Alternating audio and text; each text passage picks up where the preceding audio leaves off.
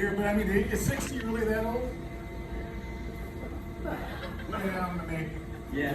Yes. But an old guy asks you if he's old, you're supposed to say no and be polite. So I appreciate you guys shaking your head. But I'll give you guys another easy one that you should be able to answer for me. When your lady asks you, do these pants make my ass look big, what do you say? No. No!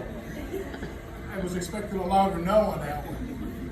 No, it's not the pants, it's your big ass.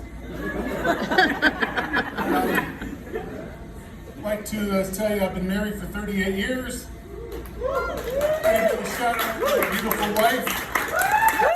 I'm extremely happy. At least that's what she tells me. She's getting a little frustrated with my new comedy hobby, I'll call it. She says, well, why do we have to take a limousine to every show? I said, if you want to be a star, you got to act like a star. As you get older, you try to reflect a little bit, and I've been reflecting back to think, what was it that really initially attracted her to me? Was it my dreamy eyes, my personality? No, I think she took a look at me and she says, I can fix that. And after 38 years, I'm a little bit worried that she's almost got me fixed and she doesn't find me that attractive anymore. We do a lot of projects around the house. It's always a real team effort with us. She's the coach and I play all the positions. And every year I'm kind of getting worried that I'm going to get traded at some point. And tonight we were getting ready to come to the show. I wanted her to help me get dressed, and she pulled a few shirts, put them on, tucked them in, tucked them out, and I could tell she was just getting more and more irritated.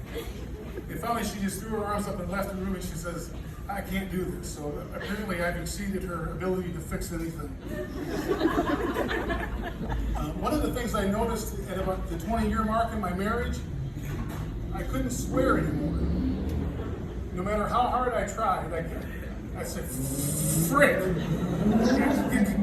gosh darn it, shoot. I mean, no matter how hard I tried, I just cannot swear. But one of the things I did learn in my marriage was never use the C word. Because anytime you get into a fight, use the C word, everything's your fault. Earlier in our marriage, I walked into the bedroom, caught my wife with her boyfriend, dropped the C-bomb, and next thing I know, I was making them breakfast in bed. Don't worry, she's still with me. I have a better job than him, and plus I make a hell of an omelet.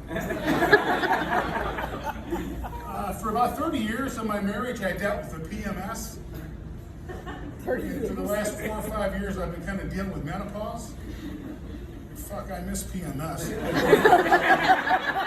I mean, PMS is so predictable. Every month, we lay low, don't offer any opinions, everything is good. You know, menopause, she's hot, she's cold, she sleeps, she can't sleep, she loves me, she hates me. I don't know what the hell's going on. But they do tell me at some point that menopause ends, but they won't tell me what happens next. So I got a sneaking suspicion I'm going to wish it was menopause again. Oh, last weekend I was home alone by myself, and like all old guys, I was kind of looking through one of my old college books, and there it was on page 267, flat as a leaf, an old marijuana cigarette. So I took a look at it and I thought, no one's going to be home for a few hours, and maybe I'll just try it. It'd be like riding the bike, right? So I peel the paper off, I grab a Coke can, push the top in, poke 3 holes and pull on the side. And it comes back pretty quick. And, so I decided to start smoking. So I go out on the back porch, I get my lighter, because the only lighter I have is for my grill, which is about 8 inches, so I'm back there smoking. And I take a couple hits, and the next thing I know, I am freaking high. And I find myself thinking I'm going to forget breathing. So I was like, 1, 2, 3, breathe. 1, 2, 3, breathe. And that was a little bit scary. Then I Notice out of the corner of my eye, my dog's staring at me. And I can tell he knows I'm high. And he's freaking disappointed. So I said, okay, let's go inside. I remember on the counter there was a half cake. I said, oh, that's my cake. And I don't know what happened next. Door slams. My wife's in the kitchen looking at me. There's chocolate all over my face. The dog's licking my face. And she's pissed because I ate the whole half a cake. So we got over that one. Let's see, what do we got here? Okay, I'm going to break the guy code here a little bit. I'll tell you a couple of guy secrets. One thing I can tell you, lady, is every guy in the room knows the size of his penis within a quarter inch. And that's not by accident. So if you go home and smell the end of the ruler, he's taken a recent measurement. The other thing is, as you all know, guys, we love to fart. This is a good fart joke, but you can't miss fart jokes, right? Well, we've all got a great favorite places we love to fart. Some of my old favorites was I'm walking through first class as I board a plane. Screw them.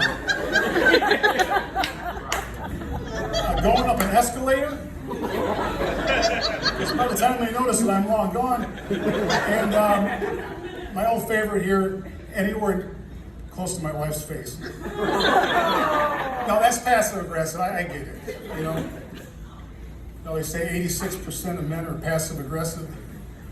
That's because 100% of women are aggressive. But my new favorite place was I went to a shoe store and I was trying on some shoes. The gentleman was helping me. I could feel it coming, and then I dropped a nice little air biscuit. Now, that is, if you Google equivalent words to fart, air biscuit comes up. And the next thing I know, I'm watching this guy, and you can just see the moment of impact. And he gets up, he starts with a little choke, goes into a full gag, he goes to the back, and next thing I know, he comes out, and I looked at him, he was kind of ignoring me, and I said, aren't you going to help me? He says, no, we don't help farters. Okay, the fart joke was okay. Yes, I have a little brother, and he's kind of a pain in the butt. You know, when I was 8, my mom brought him home, but it started. She started forgetting my name, stopped reading me books. But we had a lot of fun with him. We used to play Blue Baby Under the Pillow, Catch the Baby and Run. And then at some point he kind of got caught on where his position was. And so there was a Christmas, and he got this really cool G.I. Joe set, and I wanted to play with it, and I started wanting to play with it, and he says, Mom, Jim's picking on me.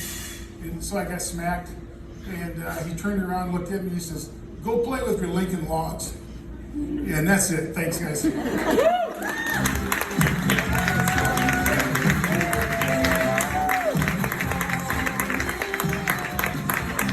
you go for Jim Charles. That was good. I like that guy. Glad someone wants to come back. Always welcome, Jim. Yes. Welcome to the Sassy Husband. Today I'm wearing my favorite t-shirt. They say when it comes to marriage that nobody knows the rules. Love is a funny thing, so let's have some fun. If you like us, subscribe and share our videos. Now let's go.